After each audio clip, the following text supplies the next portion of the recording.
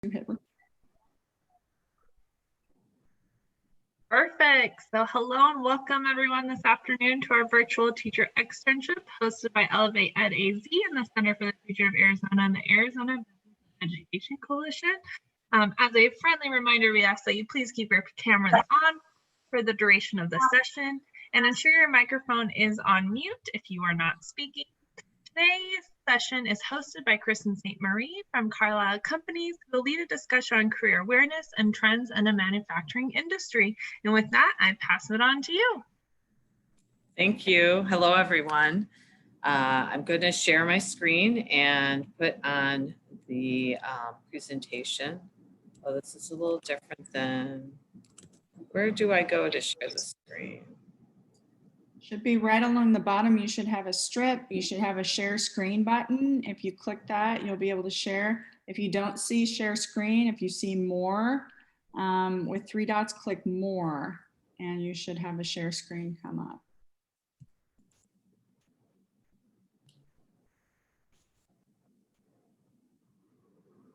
I should have asked that before we started when we were chit-chatting. Okay. I'm still not. Oh, yeah, here it is. Sorry. Okay.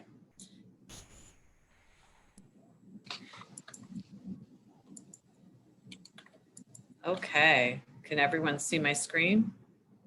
Yes, we've got it. All right. Excellent. So yeah, thank you for we're happy to be here today and share our some information about Carlisle Companies. We're a large manufacturing company, and I have a couple of, I'm going to put us down there. I have a couple colleagues joining me for today's discussion, and I wanted to open it up to let them introduce themselves, give their background at Carlisle, as well as working in the manufacturing industry. So, Anne, would you like to be the first to speak? Why not? Hi, everyone. My name is Ann Costello-McLean, and I have been working in manufacturing for probably longer than I would like to admit. I had a foray into manufacturing that was quite interesting. I was doing my undergrad back in Michigan. So Kristen and I have something in common, that we were both from Michigan, and there was an opportunity to do an engineering internship at a manufacturing company. And I'm no engineer, and I knew very little about manufacturing. Little did I know it would be the kickoff of my career into a lifelong experience in manufacturing. And from there, I transitioned into what my actual degree was in HR, and actually had the opportunity to travel around the world throughout the manufacturing career for HR, supporting both HR generalists and now what I'm in and where my passion lies in talent management, organizational development. So 2 years ago, Kristen, I'm going to steal the theme. 2 years ago, I both started on the very first day walking into Scottsdale, Arizona, both coming from by way of a couple of other stops for me, but both coming from Michigan. So it's been a great ride, and my role here at Carlisle is to set up and design our talent management processes and systems so that we've got the right people available at the right time to do the work that we need to do to meet our vision in 2025 and beyond. So this is passion near and dear to my heart, to get people interested and excited in careers in manufacturing. Thanks, Anne. And next, I want to introduce Uriel Sanchez. He's a HR intern working with Anne this summer, but also an ASU student. And Uriel, if you could introduce yourself and just give a brief introduction of your background as well. Yeah, of course. Hi, everyone. Like Kristen said, I am an intern here at Carlisle. I do work with Anne very closely on everything training and development for Carlisle. I am an ASU student as well. My current major is in human resources, but I actually started off in mechanical engineering. So that definitely is a part of why I'm interested in the manufacturing space. but I just realized that I wanted to work in that in a different manner. And so my next step after mechanical engineering was human resources. And so that's kind of what I do here at Carlisle. And you Great, well- graduate and join us full-time when? This December, hopefully. Yes. That'll be awesome. Well, and I've had the great pleasure to work with Uriel a little bit on projects in our learning management system. So I appreciate his time and expertise to support us. And then for myself, I'm Kristen St. Marie. I'm our global training manager. And as Ann said, we both started just over 2 years ago with Carlisle. And both our positions were brand new to the corporate office. We have a fairly small corporate office headquartered here in Scottsdale, but our manufacturing facilities spread throughout the globe, primarily in the US and in Europe. But my role, I report up through the operations side of the business to our VP of operations, and Ann is reporting up through the HR side to the VP of HR. And we collaborate quite often as training and developing people is very closely aligned to the work that Ann is doing. My background before starting in manufacturing, I started my career in hospitality management. And then after I earned my master's degree, I got into working at the university. I was at Michigan State University in East Lansing, Michigan for nearly 20 years. And I worked for the Broad College of Business in executive education. So my job was basically working with faculty to take what they might teach in an MBA course and bring it to leaders in companies, emerging leaders and business professionals to help hone their leadership and strategy skills, or perhaps finance. So they were all very much aligned with what you might learn in an MBA class, but non-degree granting, so professional development types of courses. And I was brought out to help us develop the same kind of learning opportunities with our subject matter experts here at Carlisle and build more engaged learning opportunities for our employees. So I've learned a lot about manufacturing since I've been here, and I just find it really exciting and interesting, and really feeling blessed to have the opportunity to spend the end of my career working in a completely different field. So I'm enjoying it, and we hope to inspire all of you to be much more interested in manufacturing as well. So that's a little bit about us. I would say we have about 100 people working here at the corporate office. Everyone is more in an administrative role, but we do have, and is it about 15,000 employees currently worldwide? Almost, yep, we're approaching 15. Okay. All right. So we just had a great new video produced that gives an introduction to who is Carlisle. So I thought that would be our best opportunity to just learn a little bit about our company. So I'm going to play that now.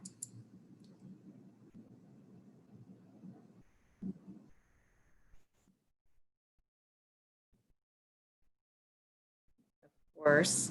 That was what happened to me when I tried to play it via that way. Yeah, I'm just gonna go. I have it already in my other browser, so I'm gonna go ahead and Backup play. We can't hear it.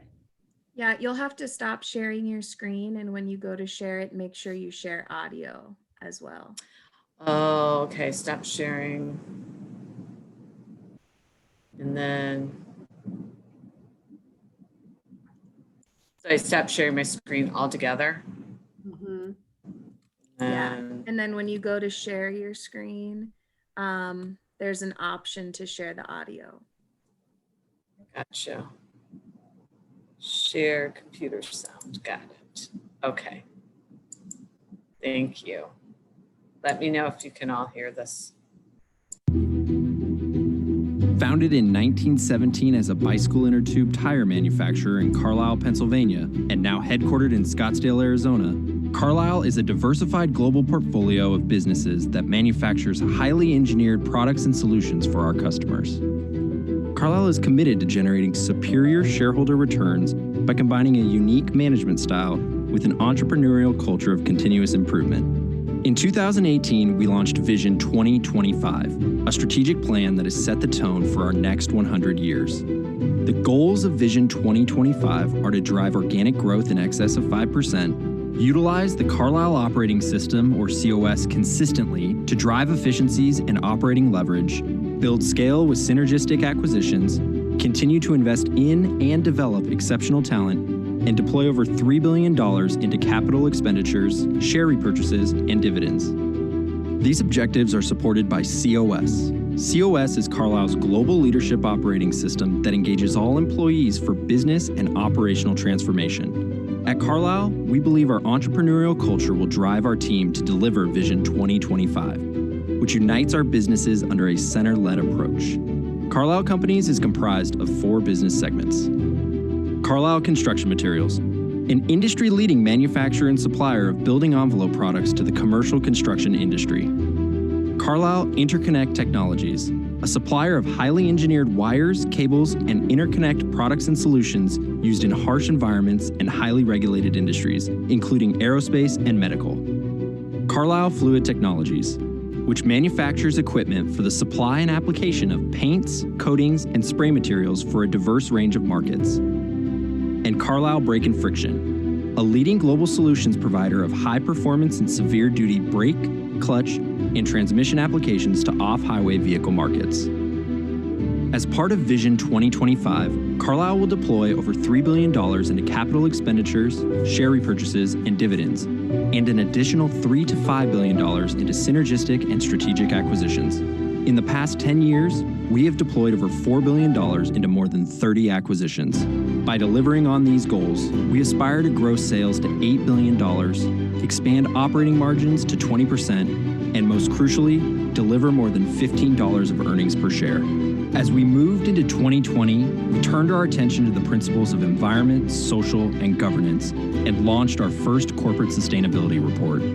Guided by these principles and combined with our track record of success, strong teams in place across our businesses, and presence in attractive growing markets, we are confident Carlisle can achieve our Vision 2025 goals and will continue to deliver exceptional value for all of our stakeholders.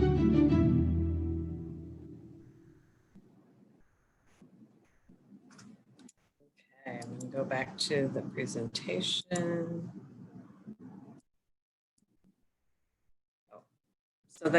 Creating a new, let's say, program or a new device or something like this. But we also need the entrepreneurial spirit. That would be our CEO speaking at something else. So that gave you a little insight to who we are. We're a fairly diverse organization producing very different products. But one of the messages we want to be able to share today is a little bit about where is the industry today and where it's going, and what are some of our challenges, which is definitely finding the right people with the right skill sets to help manufacturing in general grow, but that's certainly also an important need that we have here at Carlisle. So doing a little research for this discussion, I found a couple different articles published by Deloitte and the National Association of Manufacturers. And they, basically say the same thing. Production levels are increasing as our economy is growing. There's a growing need for skilled workers.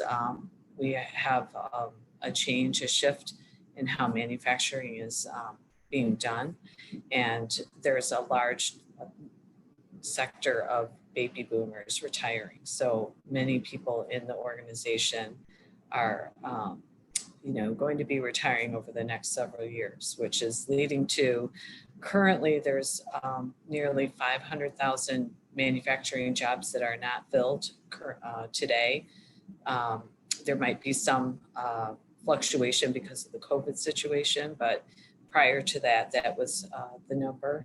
And by 2028, there's an anticipated gap of over 2.4 million jobs in manufacturing. So what are those skill gaps, and why are they there? There's a real surge of increase of technology and automation in manufacturing. Many people think of manufacturing as very manual labor, hands-on, and now a lot of that is being changed to automation. And I know Carlisle is very supportive of that as we acquire. You saw in the video, our growth strategy is very much connected to acquiring additional companies that are compatible to our existing 4 divisions for growth. And many of them are small or family operated and are ready for a larger organization to bring them forward to future growth. And a lot of the opportunities we have is to look at their systems and how can we automate to provide more efficiencies, create safer work environments for our employees, improve the quality of the products that we make, and just in general be able to produce more products with the same number of people. Anne and Uriel, before I move on to some of these other items, is there anything else you'd like to add at this point regarding the shift in manufacturing? I think the only other thing that I would just reinforce is there is kind of an identity crisis that manufacturing has been going through for many years. And what we're trying to do through efforts like this is to help provide more information about what the opportunities could be. And certainly there are some opportunities for everyone. So there's opportunities for people who are looking to go the college educated track, but there's also some wonderful opportunities in manufacturing that can support an individual and their families. For those people who do not want to go college track and might want to go for the skilled labor or apprenticeship track. So we're working to change kind of that identity, and so that 2.4 million gap that Kristen shared does not actually come to fruition, because that's a scary proposition for all of us in manufacturing if that's a problem. You won't be getting your Amazon packages if that happens. Just to put that in real terms for everyone. Right. Yeah, it'll affect everyone. The cool thing is there's so many different avenues for career paths, and certainly having the opportunity to work for a large global manufacturing company myself, it's really opened my eyes, and Uriel and I were both talking about that as we were preparing for this conversation today. And so there's functional and professional office jobs. So lots of opportunity to work with a large organization in that route with a more traditional college degree education from finance, accounting, business, HR, so many different areas. But also there's so much opportunity right at the site of the operational side, the actual manufacturing floor. And many people in our company started working, as an hourly employee, gained knowledge and expertise, showed a lot of promise. And, many companies like ourselves will fund for you to go. They'll pay for you to go to school and gain the skills and knowledge that you need to maybe move into a new role. I know Anne's working very hard right now to help build those career paths for individuals in our company, so they can see, if I want to move forward in this organization, what paths might I take? What kind of education might I need to move to a different role that requires a little more responsibility or a different set of skills? How can we help you see what that path looks like, and also what you need to do to get there? And how can we help you? How can we remove barriers? How can we help fund the cost of something like that? given this huge gap with all the baby boomers retiring, a lot of that institutional knowledge leaving our organizations, and the need to ramp up and bring new people into manufacturing, having those apprenticeships or opportunities to learn from those baby boomers and senior long-term employees before they retire is a real benefit. So there's a lot of different avenues, and it does not necessarily require a full college education, but there's also great opportunities if you are going through a full college education. But this kind of this slide here speaks a little bit to how this gap is coming forward and why they're anticipating such a huge issue in the future if we don't do something about it now, which hopefully we can make some adjustments. So given that you're the folks that are educating our future employees, these are the kinds of skills that have been identified that our future manufacturing employees need. They need those technology and computer skills. A lot of AI systems and digital systems are being put in to the manufacturing process to make them automated, which again improves efficiencies, improves safety, enhances quality. It takes away a lot of error that can happen from a manual process versus a robotic process or automated process. So that requires programming and coding and just working with technology. So a lot of that kind of work may or may not, it depends on your area of expertise, whether you need a college education, but much of it can be learned through apprentice work or through specialized programs, often in community colleges. And then the other thing I was reading a lot about as we go from more manual hands-on labor to automated and technology and tools used to produce our products, it really requires more soft skills, which would be the critical thinking and problem solving. This is definitely something I spend a lot of time on in my role, helping educate the people in our company about our operating models. We need people to understand what it means to be a critical thinker, how to approach a problem, how to solve to root cause. We spend a lot of time working with people on these skill sets. And though that's something I think all organizations need brought back into line with. We don't want to just tell you this is what you do and you do it. We want you to be part of the process. Use your brain, share your ideas, help us understand how we can make our businesses run more effectively and efficiently, and be part of the team, more engaged. And then adapting to new technology. I would think most young people are probably a little more adaptive than a more senior profile of employees. But that's important. Things are changing all the time, and being able to shift. And I think COVID definitely has put that in the forefront, that we have to be willing to think out of the box and try, still accomplish what needs to be done, but look at it from a different way. How do we still make it work, but keep people safe? Anne and Uriel, would you like to add anything about skills and especially you, Anne, thinking about the future of our workforce and those career paths? Are there specific things that you look for or try to encourage people to gain more knowledge on, training, education, that would help create more visibility or application for them in our company?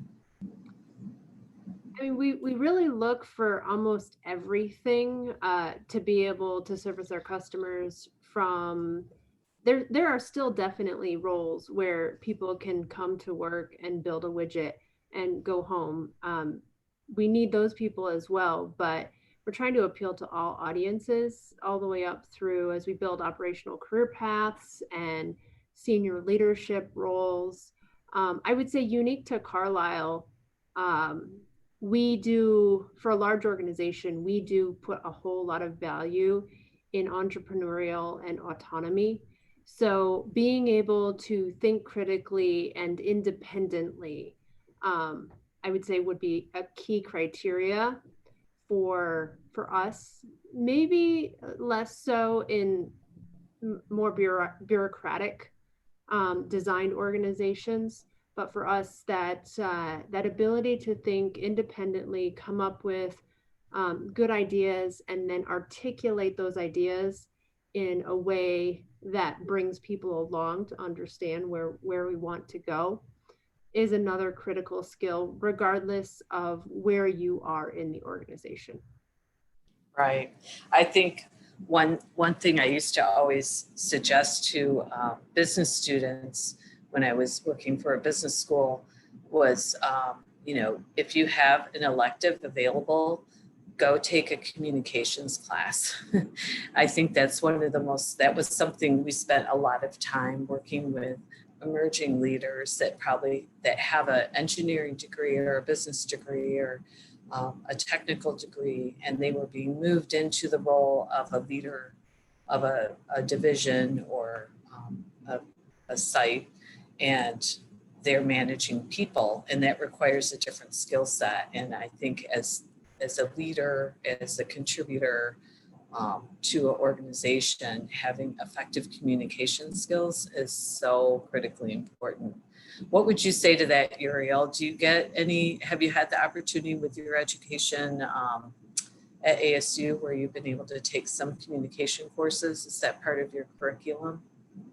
Yeah, that might actually be required now for most college majors. I think it is now. And I agree, it's definitely important no matter where you go, whether manufacturing or finance or, wherever you go. I think communication is very important, but specifically for leadership, that is a great skill set to have. And thankfully, I think it is becoming more common, at least at the university level. That's good to hear. Yeah, there were some hybrid programs. I know at the university I came from, there was a whole college of communication, arts, and sciences. And so they weren't necessarily embedded into the other college curriculums, but there was a lot of movement of how do the different colleges collaborate and offer opportunities across one college to the next. So the student learning wasn't so isolated. So I think ASU, from what I've seen, has a good practice there as well. But especially now, with social media and technology, young people get a bad rap that they're bad communicators, and they may or may not be, but I think, you have to understand the difference between communicating to your friends or in social situations or through a text message versus communicating professionally, presenting your ideas so others can buy into them, as Anne was saying.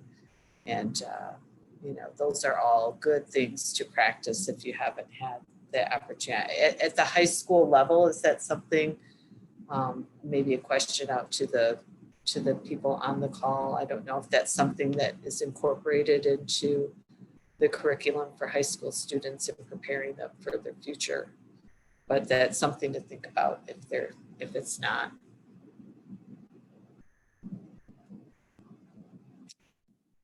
So this I think kind of captures a lot of what Anne had said before when we were, in her previous comments, some of what I've shared.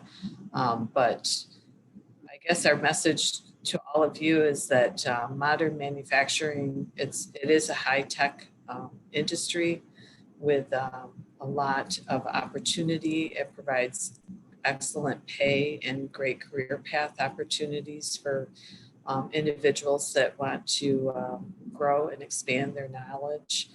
And quite frankly, you don't have to have a 4-year degree. So there's a lot of, I guess our message is there's just tons of opportunity in manufacturing and many different avenues how to pursue an entree point into the manufacturing field. And if you're with a global company or one that has multiple sites, your willingness to move around where the opportunities arise will provide great opportunity, faster opportunity to move upward and onward, and all that cross-functional knowledge and experience will really benefit you in the long run. So that was the end of our presentation. What we really wanted to do is just spend some time opening up so you all could ask us some questions. We could, maybe discuss how we bridge, your role into the needs in the manufacturing industry, or just generally any questions you might have. So we do have one question from Cindy in our chat box. She asked if you could share some of the specific job opportunities and what entry-level pay might be for those, as well as education and certifications. So for entry-level job opportunities, you could come to Carlisle and work on our manufacturing floor with very little previous work experience, because many of the operations roles we intend to train for. And you could also come to us with an apprenticeship, and you might come into running a CNC machine, doing programming, that type of thing. So it really depends on kind of where you're coming from, but absolutely there are some roles that require no previous experience in manufacturing, but really require a strong work ethic. The pay obviously is commensurate with the role type, but I will say that we did put in the United States a $15 an hour minimum wage this last year. So it would start no lower than $15 an hour for our manufacturing roles, which we feel hopefully makes us really competitive in the market spaces. And then obviously it varies by market. If you're in a big city, that supply and demand causes that to fluctuate. But we think that $15 an hour is going to make us pretty competitive. What specific skills are you looking for? I think we talked about that. You can come to us with some existing skills. That's great. You can also come to us with the willingness to learn, and that's great too. Internships, willing to have an intern.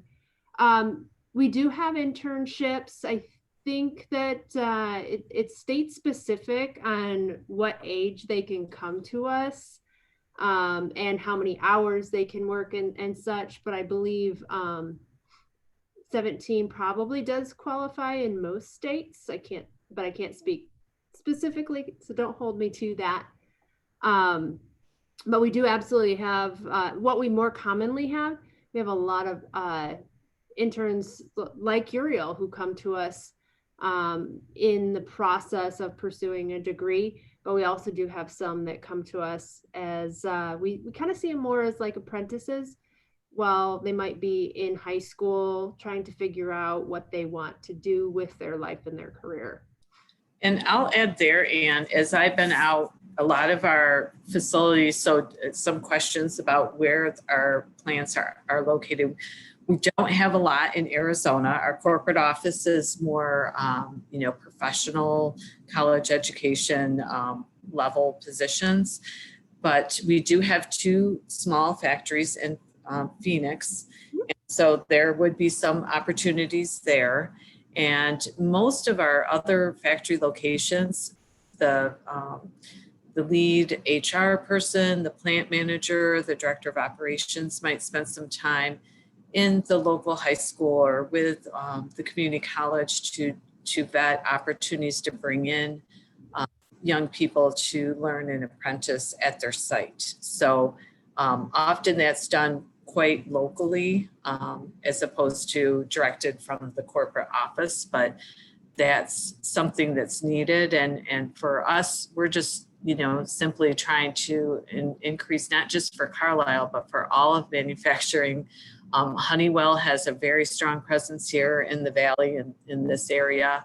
I'm fairly new to Arizona, so I don't have as much knowledge about all the other manufacturing sites, but looking at all the stuff growing and building, more and more jobs keep coming to this area. So, more importantly, we just really wanted to raise awareness of opportunities in manufacturing, that you can start with no skills, as Ann is saying, and start on the floor and be just willing to learn and show up and be there. Sometimes they need you to work a little overtime, and being willing to do that. And then if you really want to gain some skill sets so that you have, I'm thinking of the word I'm looking for, but you have, with higher skill set, more education, it's going to demand a higher pay, a higher quality job, that can then spur your career forward in a different path. And if you've already started there on the line, there might be payback tuition programs available that help you gain that skill set. So we're not alone in offering that kind of opportunity. I think that's very common across many large manufacturing or even small manufacturing sites. So that's kind of where I would answer about the internships or entree points. Ariel, do you want to take that question that's posed at you? Mm-hmm. What do you think are some of the most important skills you have that have helped you in your internship? Yeah, so I'd say one that we've already talked about is communication. So I think that one's huge. And I'm not sure how many high school teachers we have here, but I think during high school, I don't think I had as much education on communication as maybe would have been helpful, especially early on. I have had a couple of internships before this one, and those definitely helped me prepare for this. But I think learning how to write and speak professionally is what's really helped me through all my internships, and that would have been really helpful early on. So that's a really great skill set that's helped me out. But I think another big one that I feel like I heard it mentioned during high school here and there, but was never really reinforced too much, and that's time management. So especially most interns being both in school and working, it can get very tough sometimes and hard to manage your time. And it can get overwhelming, but I think knowing how to manage your time correctly and being as efficient as possible with each and every second of your day is huge and a good skill set to have. Mm-hmm. That's good advice.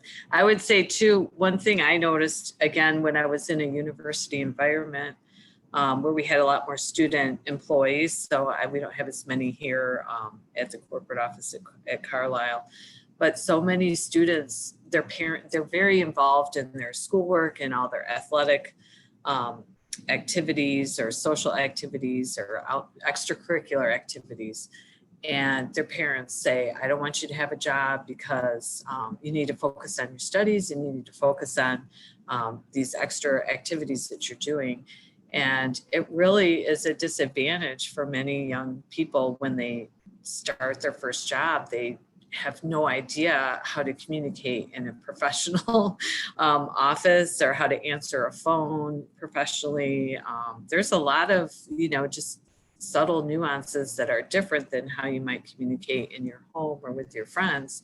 And if you never had any exposure to that, it's a big adjustment. I definitely had some students that needed a lot of coaching and mentoring around that. So just even encouraging young people, if they're not getting that exposure through their schooling, I remember my daughter's first job, it was the first time where she had to manage her schedule with her boss, with her schooling, with all her extra activities, and communicate and take responsibility for that. I wasn't taking responsibility, which was a good lesson for me as a parent to step away and not be micromanaging her life, but also provided her the opportunity to communicate for herself and make sure she talked, if she needed a day off, she had to learn how to communicate and ask for that, or she would get herself in a bind. So I'm sure Uriel will agree with that. I don't know if you worked in high school, Uriel. Where did you go to high school? I went to high school at Gateway Early College High School here in Phoenix. But yeah, I agree that, I think I did have a job during high school, and that definitely helped me prepare for what probably would have been more overwhelming had I not worked and been at school at the same time. And I think for college students that don't get a job until they graduate, that's a huge disadvantage. So overall, being able to get an internship or a part-time job is really helpful to prepare you for the professional world. I would just say one more thing that Uriel is very good at, and I think has served him well, is a level of accountability. So the things that he says he's going to do and follow up with people who reach out to him, as somebody who's working with him and gets a lot of feedback, people really do appreciate when you follow up and you do what you say you're going to do. And it sounds really simple, but sadly, it's not something that comes naturally to everybody. And if there's any way that we can instill that in folks early on, that's going to service them very well, no matter what they choose to do.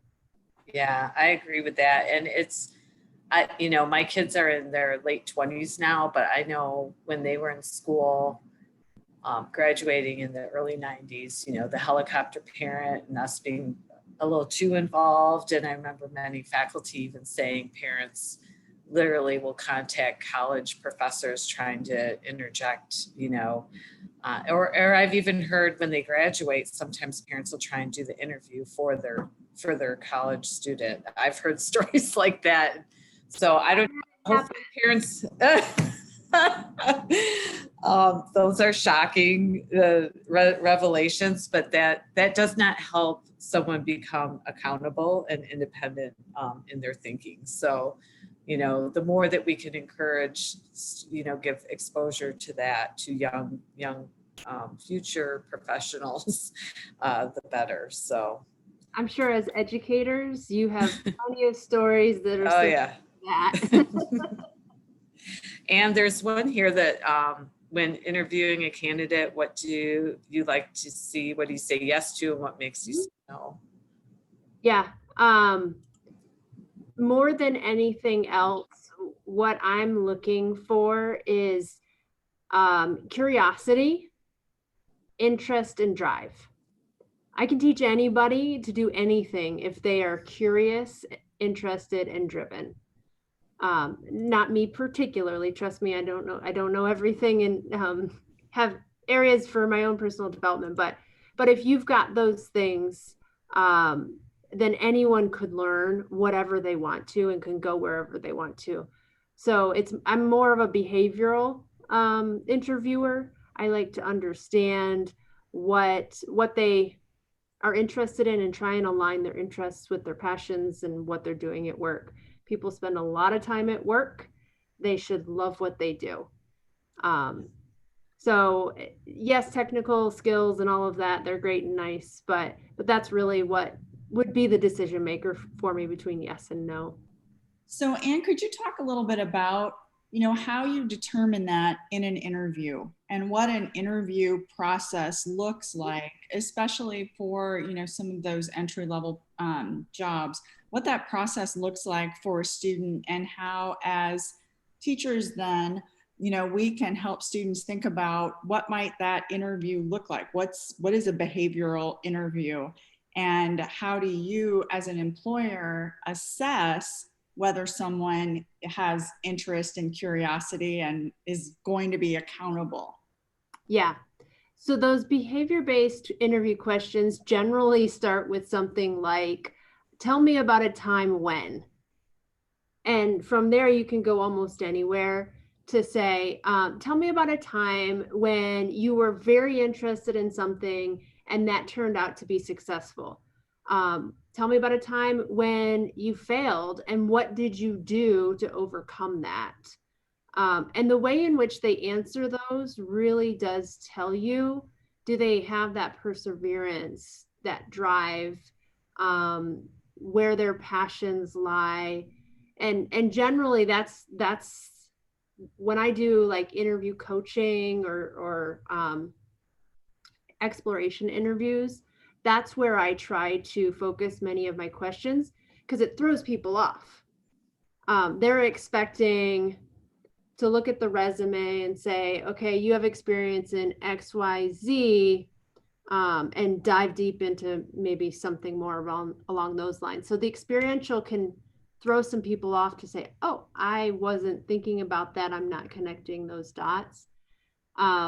So anytime we can do practice interviews to do, and we have a whole list of experiential or behavior-based questions that our leaders can pick from, and they're linked to the behaviors that we value as an organization. We think people are going to help to be successful. I don't know if it would be of interest to this audience, but I'm happy to share those questions if you wanted to use those and help your students practice and get ready for those types of questions. I can share them with you. They're not rocket science, and they're certainly not proprietary. Yeah, that would be great. And I think many times our students have great skills and have great experiences to talk about.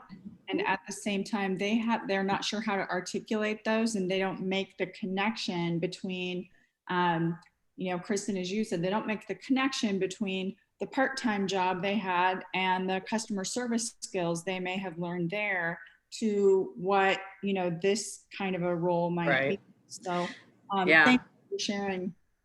I would add that having one or two great stories that kind of helps illustrate their ability to, solve a problem or think creatively, be innovative, how they overcame a challenge in their life, how they interfaced with a customer. I know when I worked in the service sector, those were definitely the behavior-based questions, and I'm sure our customer service and sales type positions, those are the kinds of questions they will ask. How are you going to interact when someone's really upset, and how do you manage that?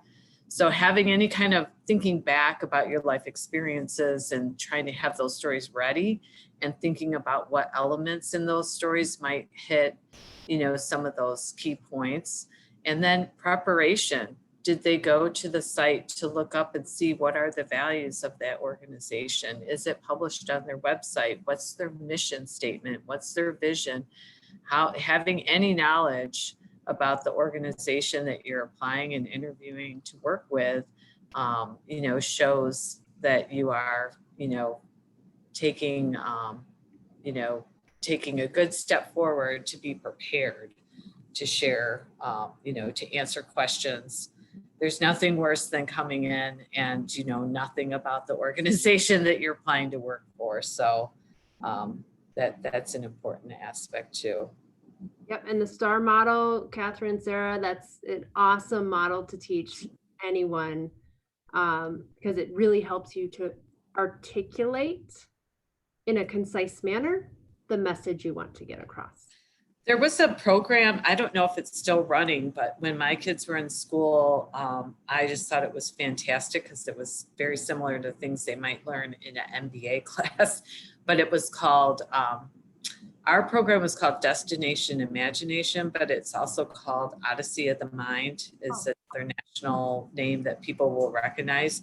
But basically it's, they're given, a challenge and they create solutions. Sometimes they were technical, or you could pick, my team always picked storytelling, where they would get like certain props and they would create characters in a storyline and make things out of duct tape. But they would be given something and then said that you need to do this, and they have to do it on the spot, and they would practice all those kinds of activities. And that's what leaders need today, is that insatiable curiosity and not being afraid to try, different solutions and kind of going out of your comfort zone. Those kinds of programs really help prepare you for what you're going to face in your future, both in, with family, with work, challenges come forward, and having the opportunity to really practice how do you collaborate with other people that are very different than you. Another leader that I worked with at the university that taught leadership skills, he said, people always ask me, what's the best thing I can do to prepare my child to be a future leader? And he taught the class by showing film clips of famous leaders in different roles and that really illustrated the exact kind of leadership style he was trying to share and analyze. And he said, he would say, most people think it's being in sports. And he said, no, it's get in drama, because every leader that they saw in his class were actors. And they were just basically acting to portray. And that sometimes as you move forward in your career, you're kind of going out of your norm and providing what's needed for that situation. It might require a little acting a drama, but that also gives you the confidence and the speaking ability, communication skills. I think it has a lot of value. So that's another thing to think about. Yeah, until you make it. I know we're running probably low on time. Happy to answer the question that Cynthia posed. If you have any other questions, also feel free to put them in the chat. If we don't get to them today, we can always circle back and send you answers to other questions. So the question being, what gets a person in the door for the first interview? It's a hard question, because right now, I'll be completely honest, most resumes get screened by AI. And if you don't answer all the questions right, I never even see it. So it's super hard. I mean, you used to be able to just sit in the front lobby and wait for somebody to walk out and be persistent and all of that.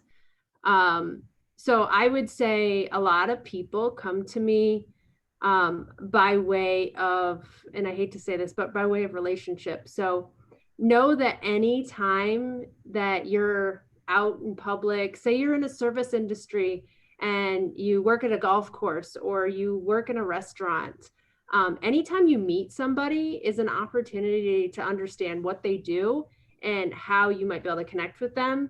I mean, I've had several interns come to me just through the word of mouth. I met this person, they seemed great, let's take a chance on them.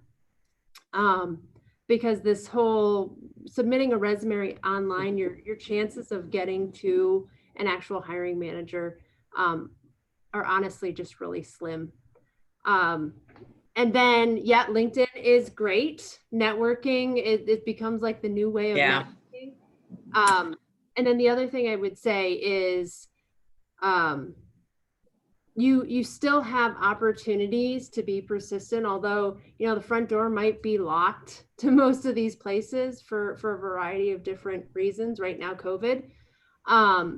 But there are still opportunities to get out into the community. So like go to the local community center. There's amazing people that you'll meet there. And through your network is the best way to get your foot in the door. And then once you get in the door, you can make whatever you want out of it. Yeah, I totally agree. And I had thought of that when you were talking earlier. And then of course, my older aged mind, I was forgetting that. And I was like, shoot, I knew I had another thing to add. So I'm so glad you brought that up. And I would get so many questions from graduating college students on, how do I get my name in there? And literally I would tell them, it's really, you have to know someone that could call. So I made a few calls sometimes if it was someone that I knew quite well or had worked with me personally, or, I've known them because they were part of our family life for a long time and I had great confidence, and that really goes a long way. And LinkedIn has some absolutely fabulous tools. The other thing I would tell people is alumni or any kind of connection that you can make. So if you're if you're not at a university, if you can find someone that, you know, you can search for people that live in a certain area that have a certain position at a specific company, and you could try and connect to them through LinkedIn. But also, if you have an alma mater in common, that alumni want to support alumni no matter where they went to school. And that's a great resource just to maybe get your foot in the door. They may not be able to hire you, but they might be able to ask to get your resume seen by someone like Anne so that you could at least have a chance. Yeah. Mm-hmm. Yeah, and the biggest thing that gets in people's way is the confidence to like go out and even just hit that button to LinkedIn because I might not get it, or to walk up to somebody that you don't know and try and start a conversation. So I think that probably would be an awesome thing. The more we can instill confidence in our students that are in school and coming out of school, it's to a huge benefit. Mhm. So Catherine, I think, are we in just that time? Any additional questions to wrap, or any additional thoughts that you'd like to leave this team with? I was like, any closing? I just did. I thought that was it. No, that was a fabulous close. We really appreciate both of you being on here today and sharing this great insight. Any kind of collateral, the interview question list, or any additional information, please share with Kimberly, and she'll be passing along to this great group of teachers. And again, I want to thank all of you guys for joining us this afternoon, and thank you all, and wishing you a fabulous rest of your week as well. Yeah, thank you for the opportunity, and we hope you're all somewhat enlightened about the great opportunities in manufacturing, and feel free to reach out to Uriel, Ann, or myself if we can help, you know, answer any other questions or connect you to other opportunities. So thank you for connecting us to this opportunity. We appreciate it. Yeah. Thank you very much. Great information. And teachers, great to see you all again this afternoon. And I will see you tomorrow during the wrap up. So hope you have a great rest of your evening. I would be remiss if I forgot to do my one thing. Thank you to all of you teachers. It's a profession. You deserve a lot of our appreciation, and I know you don't always get it. So my apologies. My mom was a teacher. She would hurt me if I didn't thank. And another thing we have in common, my mom was a teacher too. My mom and my stepfather. So I agree. You are the unsung heroes. People appreciate you more now because they've had to educate their own children during COVID. And I voted yes to pay you more money. Absolutely. I'm all for that, especially here in Arizona. So thank you. Yeah. Sorry, I didn't mean to interrupt Cynthia, but I just wanted to make sure I got that in. I'd be in trouble. No, that's okay. Really appreciate that. Teachers don't hear it enough. And I'm sure many of them could relate when you mentioned the thing about acting, right? Because how many teachers think, well, that's, I'm an entertainer on certain days. Yeah. I remember those days long ago. Mm-hmm. Yeah. Oh, so nice to see you all. Thank you. Uriel, thanks for being part of this as well. Bye-bye. Thank you. All right, thank you. And go Spartans. Hey, go green.